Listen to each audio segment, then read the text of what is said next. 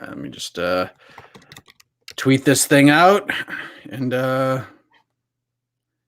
we'll get going. I think some of you silly folks are probably about to watch now, so okay.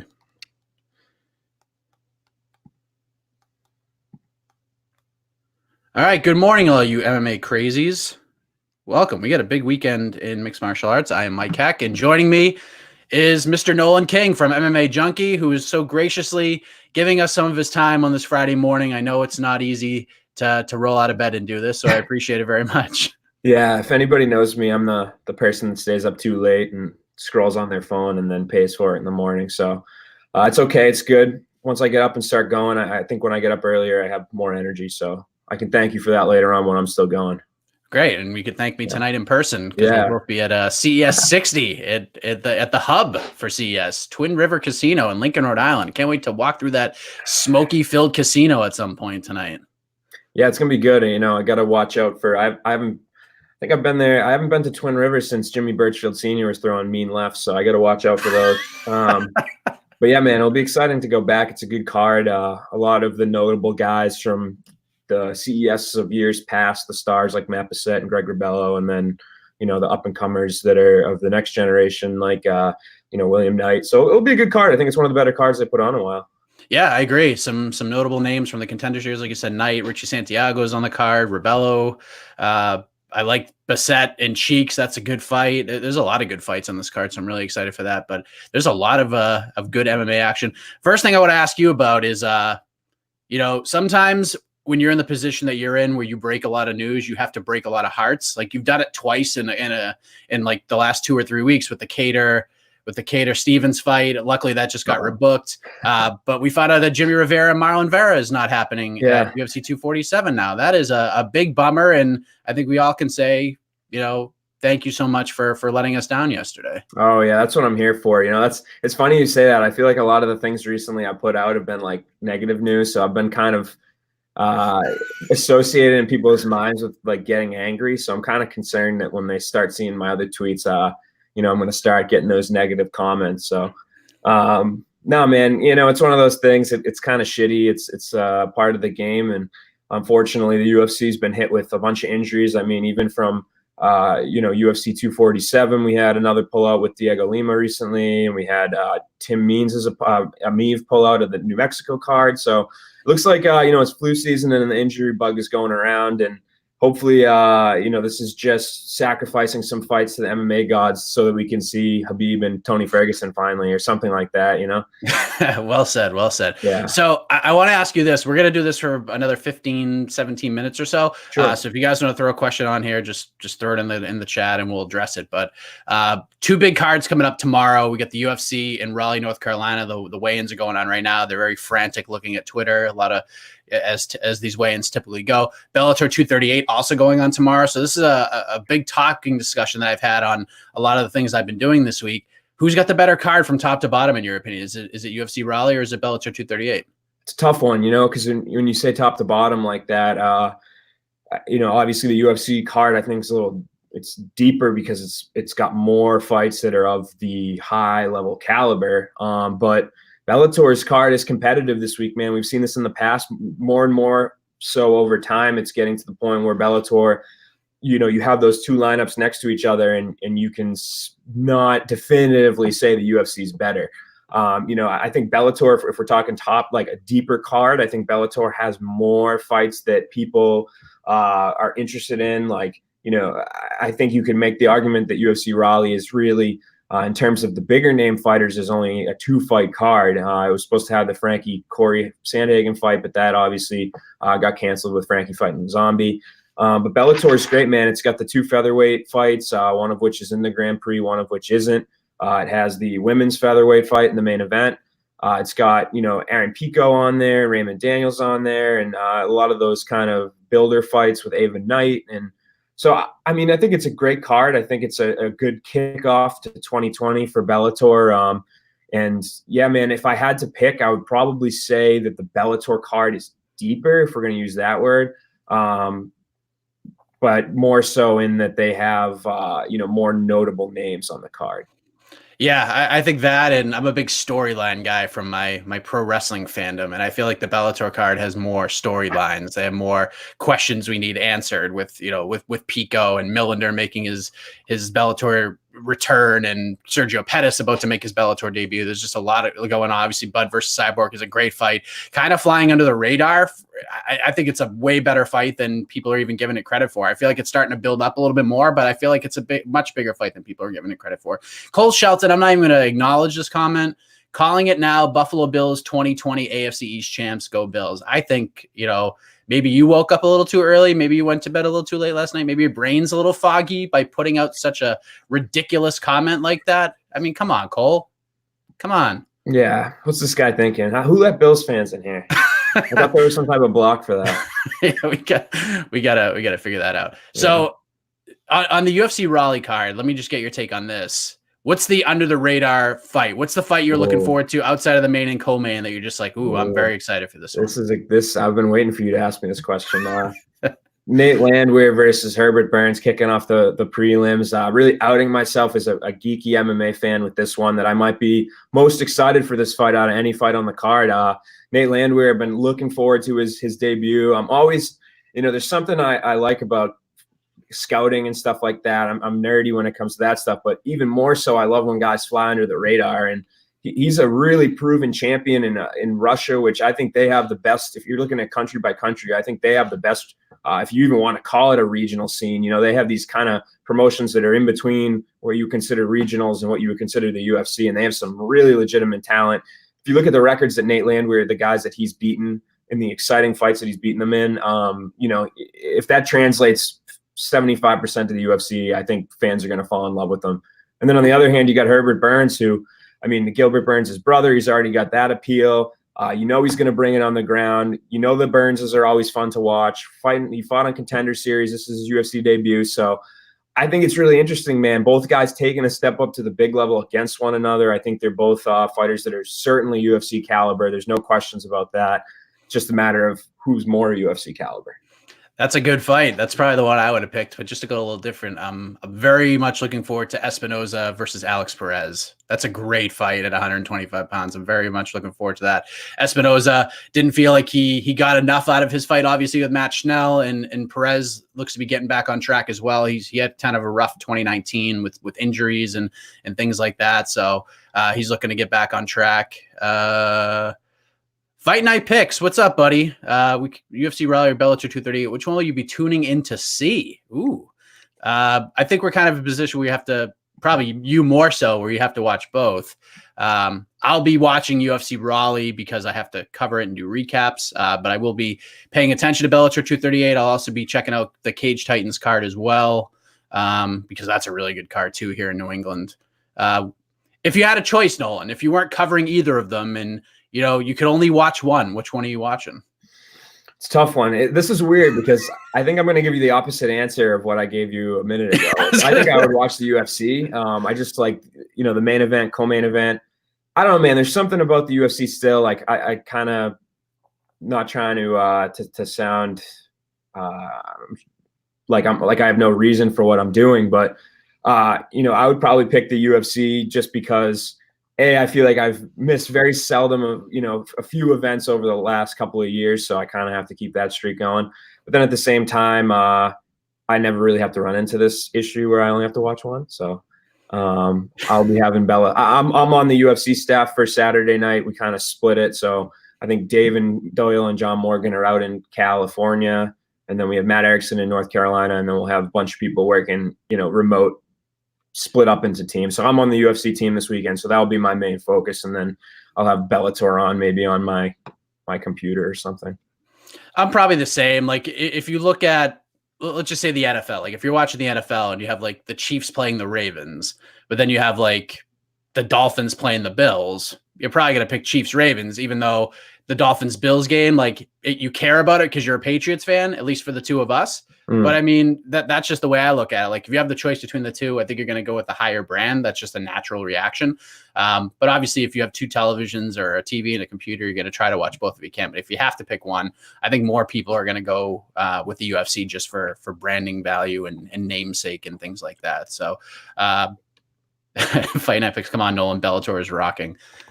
I am not disputing that. It's already we're as hard at one apiece here for accolades that I've given these 2 cards. So I would agree with that. Yeah. So Bellator, I feel like this is going to be a big year for Bellator. It's just kind of the feeling I have. I feel like, and I know other people have said this as well, I feel like, one championship at this time last year, this is the year they're about to take off on the rocket ship. They were going to overseed Bellator as the overall number 2 here in the United States.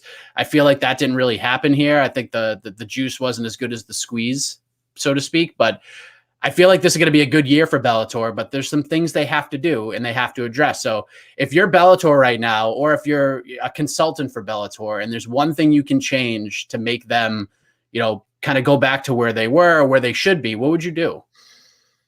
Less events, I think. It's kind of one of those, it's a double-edged sword, because on one hand, I love MMA and I'll watch it when it's on.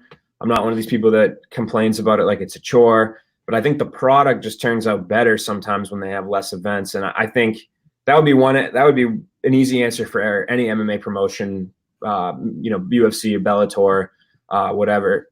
But I think the obvious still is to fix the European thing where they do, tape delay and stuff. I think it's brutal. I mean, even for us, the media, we cover this, the confusion that stems from these cards having multiple names, from having, hopping around we try to put the streaming information on a lot of our stories and stuff, where we tell people where to watch the prelims and the main card, and then you have to watch the second main card here, and then it's not available in the US, and then you wait 5 hours and you watch it here.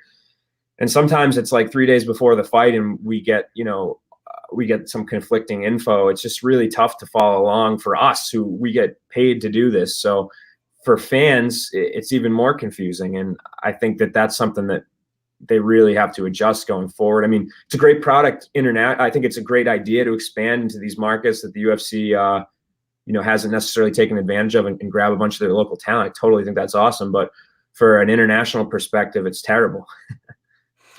I want to ask you this, because I agree with everything you just said, but, sort of switching gears here. Connor knocks out Cerrone, finishes him in 40 seconds. It was a huge thing. And I think, coming out of Saturday night, most people are on the same page. Let's do McGregor Masvidal. I don't care. Let's just do it. Let's just make it happen. I believe your tweet said essentially that. I don't care. Masvidal, McGregor, book it. Do you feel the same 6 days later? It's tough. I mean, I've heard a lot of different opinions, and people have given good reasons as to why they should go in different directions. I still think if I had, buttons in front of me and each button was labeled with one of the potential opponents from McGregor, I still think I'd hit the Masvidal button. But, one of the arguments that actually Keith Schillen, maybe the only thing he's ever convinced me of ever, was about Nate Diaz. And I think that that's an interesting one too. He had some good points about that just the timing of the whole thing, it would give McGregor another fight, and it would be a fight people would be interested in. It would probably be one that McGregor would win, and it would do well, and it would just bolster him up to his next fight. But for me, I don't want to lose the moment of McGregor versus Masvidal. I think there's too much risky business that goes on if you pair up Masvidal with Usman and Habib with Conor. I think that could turn into, both those guys could very well lose. And sure, it would still be a big fight if they matched up later on, but it wouldn't have the steam that it does now. Yeah, I would agree. We have about 5 more minutes. So if you want to throw a question in, throw it in, but I'll address that. I feel like heading into UFC 246, if McGregor did what he did, it was automatic. We're going to see McGregor Masvidal. McGregor is going to get on the mic and call Masvidal out, kind of like what Diaz did, and after he beat Pettis, and we'd be off to the races building this fight up, and Masvidal would go on Ariel's show and start talking about McGregor, and here we are. And I just don't feel like either of those guys want that fight after listening to both of them. I think it would be massive. It would be huge. And I think in the strike when the iron's hot argument, I think that's probably the hottest fight you can make. But it seems like even heading in after talking to Abe Kawa for 45 minutes, it seems like Masvidal wanted McGregor. He does want the belt. He cares about the belt, but they look at it make the money, then fight for the belt, make even more money, and then prove you're the best in the world. And it seems like Masvidal just doesn't care about the McGregor fight at this point. If he gets it, if it gets offered, yeah, he'll jump all over it. But I think he wants the belt. I think, he cares about the belt even more so than we thought. And there's some real big grudge going on between Masvidal and Usman. You heard Usman chirping about him as well. I think that they're going to go in that direction. So I'll give it to you, Keith, as well. I think Diaz is the fight to make 6 days later. I'm switching gears. I'm kind of off the Masvidal-McGregor train at this point because I just don't think either guy wants it right now. And I don't want to, push a narrative at this point for something neither guy really wants. So what's the point of doing that? So I'm with you, Keith. You win, and I'll give you all sorts of props on between the links. And I think he's going to CES tonight too, so we get to see him. Yep, we'll get to be graced by the presence of Keith Schillen, and some of his rants will be interesting as always. Oh man. And then we got a little bit of a reprieve before UFC 247 in Houston. Obviously you get the 2 title fights. That card just got finalized with the booking of Jonathan Martinez and Andre Ewell, which is a great fight. Lots of bantamweights here. Hopefully we can find someone from Marlon Vera to fight, because I feel like this happens to him all the time, where opponent falls out and gets a short notice replacement. I mean, that happened with who was that one? Nolan Hernandez was that one. So Nolan with the cooler spelling. Way cooler. Yeah. Brutal. No Helen. I came out on the short end of the short end of the stick on that one, huh? Well, I mean, Nolan's still a good name. Nolan Ryan. Yeah. I mean, that's the more. Except Nolan Ryan's real name wasn't Nolan. That's right. It's his middle name. That's right. So, what was his first name again? I don't remember. Something not memorable. Yeah, I have to remember. It'll hit me as soon as we turn this thing off. So yeah. Outside of the 2 title fights, what are you looking forward to most at UFC 247? That's a good question. There's some good options there. I think Derek Lewis is always fun. I think that's just a weird fight. It's not one that I would make, but it's also I kind of have this thing in me that's like, I'll still really watch the shit out of that. You know what I mean? Like, same thing with like freak show fights. Like I'll kind of say that we shouldn't do it, or that shouldn't happen, or nobody wants to see Ken Shamrock fight Royce Gracie. But then when it comes time to like watch it, there's nobody that's more like interested than me. So I kind of like that fight. Outside of that, just pulling the card up here. I don't want to give you an answer that's inaccurate. I mean, easy answer for me now that Vera versus Rivera is gone is Bektic versus Ige. I think that's a great fight. I think Dan Ige is a guy that's really coming along. He's always had the skills, but now he's really putting it all together. And Bektic, still has proven that he's a worthy commodity. I know everybody thinks about Darren Elkins when they think of him, but I think he's still got some promise and still on the way up. I'll tell you what I'm looking forward to after talking to him yesterday is seeing Juan Adams, this new improved Juan Adams. I know James Lynch had an amazing interview with him. That's on the Score MMA, so if you check that out. My video interview will probably drop today. But he just seems like, it was funny because I interviewed him literally a year ago to the day that I interviewed him yesterday, which is kind of bizarre. And 2 totally different guys. Like, it really just crazy to think about. He just seemed very relaxed. He seems very happy. And he's on this main card, which gets him very excited, but he doesn't allow himself to get too overexcited. So I'm really interested to see how he bounces back after the back-to-back losses and the Greg Hardy fight, because I know that really forced him to look in the mirror and make some tough decisions about getting out of Houston and going to Albuquerque and training at Jackson Wink and just really just uprooting and changing his entire life around. So really interesting stuff there. But it's a good card. Andrew Lee versus Lauren Murphy is a great fight. There's a lot of good fights on this card that I'm really looking forward to. And I'm kind of happy we're getting a bridge week in between where we can sort of allow ourselves to regroup. And then once that card comes, we're going to be even more excited. I just don't want what happened leading into 246 where you have like a month off, essentially. Like, give us like a week, maybe 2, but man, good Lord. It's hard having like 3 or 4 weeks off, because then you have nothing to talk about either, Nolan. Yeah. I will say the anticipation's better though. I remember like when I first jumped into MMA, it was like, once or twice a month, and there'd be these periods where you'd wait like 5 or 6 weeks for 4 or 5 weeks for a card. Then if you would be thinking about it for that whole time, and like, so there's this part of me that kind of respects like that waiting process, but then I need everything right now. So yeah, that's how we are. Yeah. All right, we're about to get out of here. Cool. Let you get to work. I know you got a long day ahead of you before you head out to good old Lincoln, Rhode Island. I as well. Anything you wanna plug before we let you go, sir? No, just follow me at MMA Kings. You can follow me on Instagram at Nolan King MMA. I'll have some stories coming out this weekend. I got an interview with Joe Lozon that will come out today. Some other longer piece stuff, probably one early next week, and then one the following week. And yeah, just follow me. A bunch of random interviews and stuff. We'll be doing a bunch of coverage tomorrow night for the fights. And Mike, thanks for having me on again, man. I have to ask one more question before I let you go, because I would be remiss if I didn't ask the man about this. Here we go. Any Contender Series rumblings that you're hearing at this point? No, nothing yet. I'm thinking it's going to be the same time frame. Nobody's been told otherwise, that it's not going to be the same time frame. So nothing official yet. No plans that I've heard of, but I'm sure we're in January now. I'm sure like late February, early March, we'll start to hear some stuff. I love this time of year on the regional scene because everyone's stepping up because they know that call could come.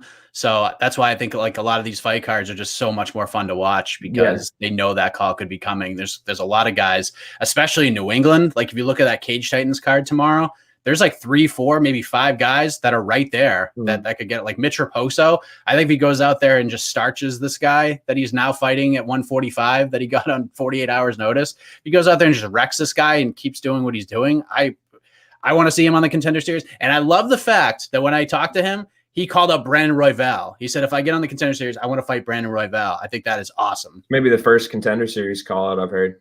Yeah, I love that. I was like, yeah, Brandon Royval. He goes, oh, you know what? If I get on the Contender Series, I want to fight that guy. It's like, you the man, dude. Yeah. I love that. Nolan, I'll see you tonight, man. I will see you there, Mike. Thanks again, man. All right. Thank you all for watching, and enjoy the rest of your Friday.